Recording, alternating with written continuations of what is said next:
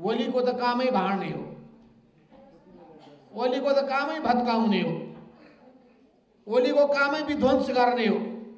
मैले नारायण हिटीमा कुनै पनि पसल नराखौँ, बेग्लै योजनाका साथ नारायण हिटीलाई ग्रान्ड म्युजियम बनाऊ भने मैले भने, तिनले त्यो गर्नै दिएनन्। व्यापारीलाई त्यहाँ रेस्टुरेन्ट खोल्न दिएर तयार गर्ने र कस्तो नेता, कस्तो जनप्रतिनिधि बनाउने, हाम्रो ध्यान ती कुरामा केन्द्रित छ। यो समाजको परिवर्तन कसरी गर्ने, अहिलेको समाज कस्तो छ,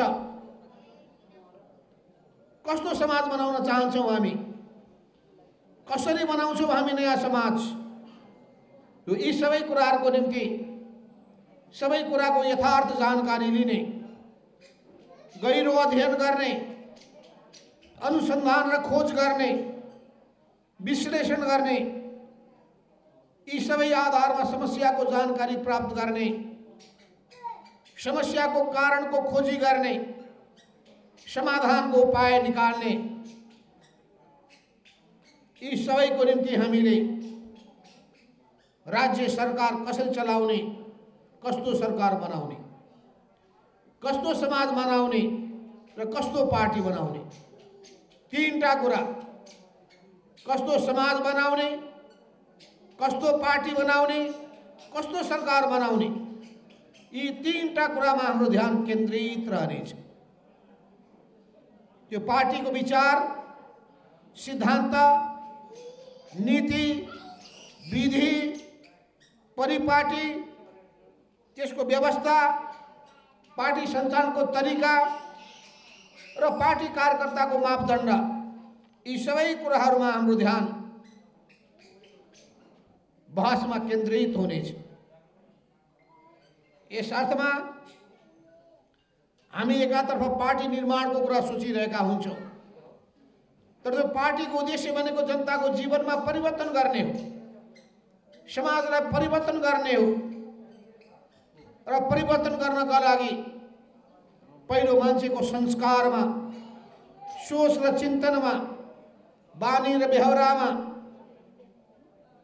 संस्कार र संस्कृतिमा परिवर्तन गर्ने मेहनती मानिस, उद्यमशील मानिस, ईमानदार मानिस, सुसंस्कृत मानिस, अरूको सम्मान गर्ने, अरूको मर्यादाको रक्षा गर्ने, त्यस्तो मानिस हामी तयार गर्न चाहन्छौँ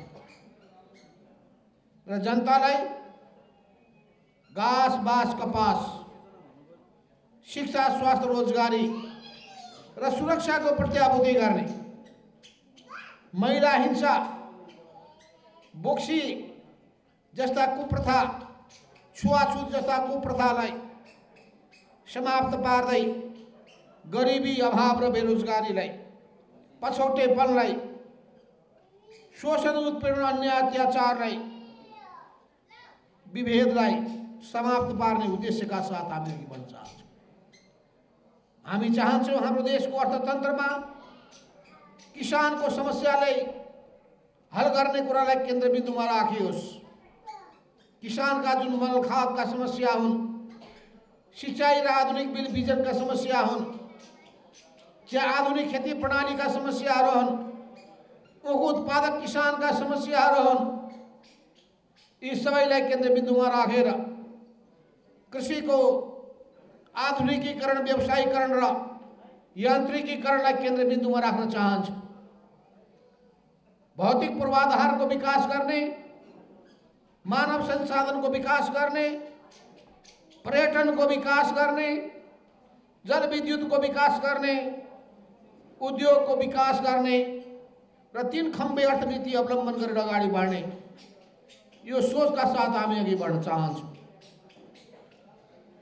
हामी चाहन्छौँ प्रत्येक कुरामा पहिले गम्भीरताका साथ अध्ययन गर्ने काम होस्, अनुसन्धान गर्ने काम होस्, खोज गर्ने काम होस्, आधुनिक प्रविधिको प्रयोग गर्ने काम होस्।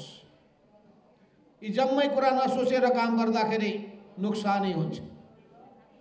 हिजो मात्रै प्रधानमन्त्रीको निवास बालुवाटारमा निजगढ विमानस्थल र काठमाडौँ विमानस्थलको बारेमा छलफल चल्यो। त्यो विमानस्थलसँग जोडिएको जग्गाको क्षतिपूर्तिका कुराहरू पनि उठे।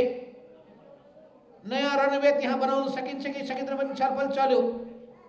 सिंगल रनवेले हुन्छ कि डबल रनवे पनि बनाउन सकिन्छ भन्ने कुरा उठ्यो। त्यहाँ छलफल भइसकेपछि दोस्रो रनवेको त्यहाँ कुनै सम्भावना छैन। त्यसले सिङ्गो त्यो क्षेत्रकोमा बिजोग हुनेछ, जनताको बिजोग हुनेछ, खर्बौं रुपियाँ कहाँबाट ल्याउने। त्यति मात्रै होइन, काठमाडौँको वरिपरिका डाँडा काँडाले गर्दाखेरि सहज रूपमा विमानको अवतरण पनि हुन सक्दैन। त्यस हुनाले अर्को विमानस्थल निजगढमा बनाउनै पर्छ भन्ने कुरामा हामीले सहमति गर्यौं। कसैले पर्यावरणको समस्या पनि उठाउनु भयो, तर सँगसँगै जोड्नु भयो 55 मिनेटमा पुग्ने फास्ट ट्र्याक, अझै जोड्नका लागि रेलवे, यो दुईटै पनि निर्माण गर्ने कुरामा पनि ध्यान दिइयोस्।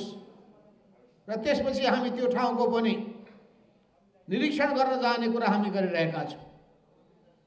र छिटोभन्दा छिटो निजगढ विमानस्थलको शिलान्यास गरेर निर्माणको सुरुवात गर्नुपर्छ। 2066 सालमा जतिखेर म प्रधानमन्त्री थिएँ, फास्ट ट्र्याकको शिलान्यास त्यही बेलामा गरिएको थियो। निजगढ विमानस्थललाई बनाउने कुरामा नयाँ सङ्कल्प प्रस्तुत गरिएको थियो। तर केपी ओली प्रधानमन्त्री भइसकेपछि माधव नेपालले सुरु गरेको हुनाले त्यो दुईटै बन्नै दिन्न भनेछ। कति पूर्वाग्रही होला तिमी, बन्नै दिन्न भनेछ। मैले नारायणहिटीमा कुनै पनि पसल नराखौँ, बेग्लै योजनाका साथ नारायणहिटीलाई ग्रान्ड म्युजियम बनाऊ भने मैले भने, तिनले त्यो गर्नै दिएनन्। व्यापारीलाई त्यहाँ रेस्टुरेन्ट खोल्न दिएर भ्रष्टाचारलाई प्रोत्साहन दिने काम गरे। धन्यवाद छ हाम्रो पर्यटन मन्त्री, तपाईहरुको यही कोटेसनमा बसेर यसको गएछ कि ताप उहाँमा पनि उहाँले तुरुन्तै रोक लगाइदिनु भएको छ। नारायणहिटीमा एउटा यस्तो म्युजियम बनाउनु पर्छ जुन म्युजियम संसारको निम्ति नमुना लायक होस्। र त्यो म पटक पटक भनिरहेको छु। मैले पटक पटक के भनिरहेको छु भने, नारायणहिटी त्यो ग्रान्ड म्युजियम, त्यो संग्रहालयमा नेपालको इतिहासको सबै झलकहरू देख्न पाइयोस्। रामापितेकसका दाङमा र बुटवलमा तपाईलाई थाहा छ, नरमा बानरका दाँतदेखि लिएर खुट्टाका पाइलासम्म ती सबै भएका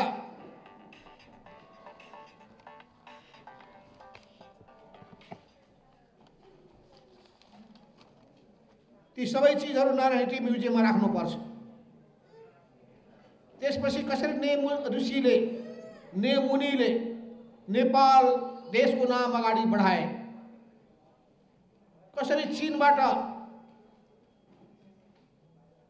नेपालमा आएर चुभारको डाँडा काटेर काठमाडौँ उपत्यकाको पानी दक्षिणतिर बगाएर काठमाडौँलाई मान्छे बस्ने किसिमको बनाउन सके। ती सबै इतिहासको झलक त्यहाँ देखिनुपर्छ। 900 वर्षसम्म शासन गरेका गोपाल वंशका सबै राजाहरूको इतिहासको झलक, जनजीवनको झलक त्यहाँ देखिनुपर्छ। 600 वर्षको महिषपाल वंशको सम्पूर्ण इतिहासका ती पानाहरू त्यहाँ देखिनु पर्दछ।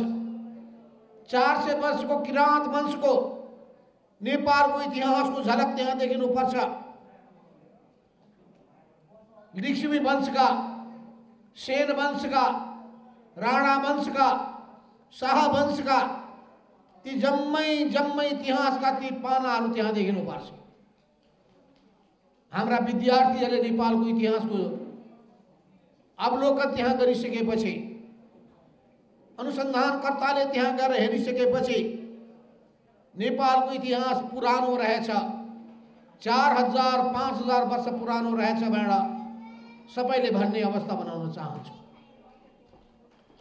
त्यो ठाउँमा लगेर कहिले गणतन्त्र म्युजियम बनाइदिएको छ, कहिले रेस्टुरेन्ट खोलिएको छ, कहिले घर भत्काएको छ, कहिले पर्यटन मन्त्रालय, कहिले परराष्ट्र मन्त्रालय पुर्याएको छ। फेरि म सुन्दैछु अहिले नीति प्रतिष्ठान त्यहाँ लान खोज्दैछ। मैले भने 2063 सालमा गिरिजा प्रसाद कोइराला, तत्कालीन प्रधानमन्त्री र म र रामशरण महत 3 जना बसेका थियौँ। राजालाई त्यहाँबाट निकालिसकेपछि नारायणहिटीको प्रयोग कसरी गर्ने भन्ने बारेमा छलफल चल्यो। कसैले के ल्याए भने त्यत्रो त्यो 700 रोपनी जमिन के गर्नु हामीले, त्यसमा आधा व्यापारीलाई दिउँ भनेर एउटा प्रस्ताव ल्याए। मैले घोर विरोध गरेँ। आधा सरकारी भवन राखौँ भने मैले प्रस्ताव ल्याए, त्यसको पनि मैले स्वीकार गरिनँ।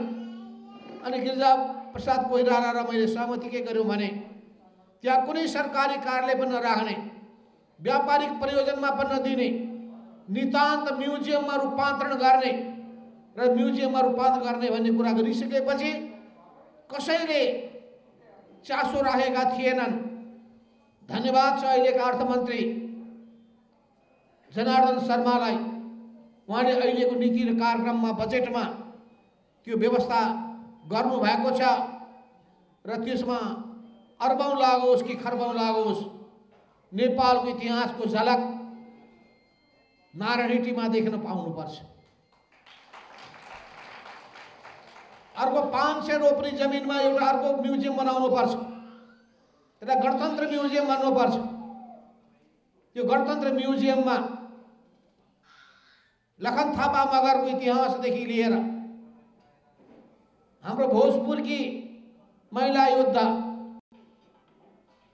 जसले शिक्षाको चेतना जागरण गर्नका लागि, पछि अन्यायका विरुद्धमा लड्नका लागि नदीमा सबैले हाम फालेर आफ्नो जीवन बलिदान गरेकी ती योद्धा, महिला योद्धा,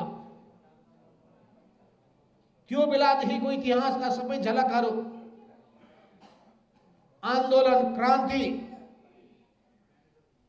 यी सबैका इतिहासका झलकहरू देखिने गरी गणतन्त्रको आगमन, त्यसपछि संघीयताको घोषणा, संविधानको निर्माण, यो सबै झलक देखिने गरी गणतन्त्र म्युजियम बनाउनुपर्छ। जातीय संग्रहालय एउटा अर्को बनाउनुपर्छ। कीर्तिपुरमा, चम्पादेवीमा 126 वटा जात जातिका मानिसहरूको निम्ति छुट्टा छुट्टै घर, जन्मदेखि मृत्युसम्मका सबै सामाजिक जनजीवनको झलक। तपाईँ मलेसियामा जानुहोस्, तपाईँ चीनमा हेर्नुहोस्, विभिन्न देशले आफ्नो देशका जातिहरूको झलक एक ठाउँमा देखाउने गरेका छ। धार्मिक संग्रहालयको अर्को योजना मैले अगाडि सारे। पाथीभरादेखि लिएर बडी मालिकासम्म, स्वर्गद्वारीदेखि लिएर छत्राधामसम्म, पशुपतिनाथदेखि लिएर मुस्ताङको अनि जानकी मन्दिरदेखि लिएर लुम्बिनीसम्म यी जम्मै मन्दिरहरूका रेप्लिकाहरू, प्रतीकहरू एउटै ठाउँमा राख्नुपर्छ। हो यी सबै कुराहरूको निम्ति अहिले जुन हिसाबले यो सरकार अगाडि बढ्न खोजिरहेको छ, यो सरकारले देशको साँचो विकासको नयाँ सोच राखेर अगाडि बढेको छ। हो ती सबै सोचका पछाडि हामी छौँ। त्यस हुनाले हामी सृजनात्मक ढङ्गले सोच्दछौँ, रचनात्मक ढङ्गले सोच्दछौँ। देशको हितको लागि, जनताको कल्याणका लागि, समाजको परिवर्तनका लागि, देशको स्वाभिमानको रक्षाका लागि, देशको आफ्नोपनको पहिचानलाई कायम राख्नका लागि हामी अगाडि बढ्न चाहन्छौँ। त्यस हुनाले हामी अगाडि बढ्ने सन्दर्भमा हाम्रो सोच के छ भने विचार गरेर योजना तर्जुमा गर्ने, योजना बनाउँदाखेरि आउने 100 वर्षको कुरा पहिले नै सोच्ने, संसारका सबै अनुभवहरू ध्यानमा राख्ने र काम गुणस्तरीय हुन्छ कि हुँदैन भन्ने कुराको सुनिश्चितता गर्ने, मूल्य बढाइएको छ कि स्वाभाविक हो, रिजनेबल हो, त्यसलाई सुनिश्चित गर्ने, समयमा काम सम्पन्न हुन्छ कि हुँदैन भन्ने कुरालाई अनुगमन गर्ने, यी सबै गर्नका लागि हाम्रो प्रशासन छिटो छिटो हुनु पर्दछ। हामी मेहनती मानिस तयार गर्न चाहन्छौँ, उत्पादनशील जनशक्ति तयार गर्न चाहन्छौँ, लुट्ने प्रवृत्तिलाई अन्त्य गर्न चाहन्छौँ, मेहनत नगरिकन पैसा कमाउने प्रवृत्तिलाई समाप्त गर्न चाहन्छौँ। हामी सिपको विकास गर्न चाहन्छौँ, उद्यमशीलताको विकास गर्न चाहन्छौँ, प्राविधिक तालिम व्यापक रूपमा प्रचार गर्न चाहन्छौँ। यी सबै सन्दर्भमा एउटा सकारात्मक सोच लिएर हामी अगाडि बढ्ने भएको हुनाले म यहाँ पार्टीका सबै कार्यकर्ताहरूलाई, जनवर्गीय सङ्गठनका सबै कार्यकर्ता कमरेडलाई भन्न चाहन्छु, तपाईँ सृजनात्मक रूपमा सोच्नुहोस्, म होइन हामी भने चिन्तन विकास गरौँ।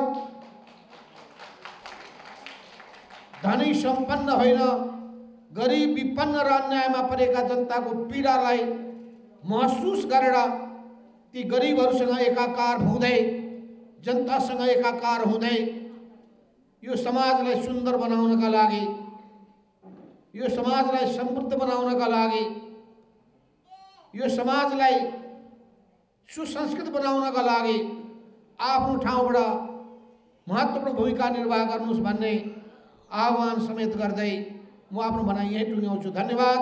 लाल सलाम।